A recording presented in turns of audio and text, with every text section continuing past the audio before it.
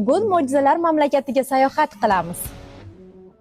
Alisa Garden bu oddiy restoran emas. Bu Alisa Mo'jizalar mamlakati multfilmi jonlanadigan joy. Har kuni animatorlar xuddi multfilmdan chiqqandek xizmatingizda. Bolalar uchun esa katta, toza, shinam o'yin maydoni va qulay ona-bola xonasi ham bor ekan.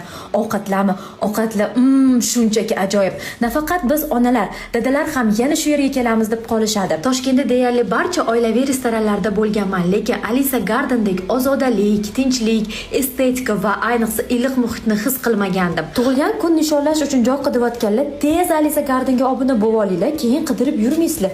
Bu yerda siz dam olasiz, bolalar esa xavfsiz ko'z o'ngingizda o'ynab yurishadi. Manzilga keladigan bo'lsak, Uchtepa ekoparki bilasizlar-yu, shunday ichida ekan. Mo'jizalar boshlanadigan joy bu Alisa Garden. Обязательно bir marta bo'lsa ham borib ko'ringlar.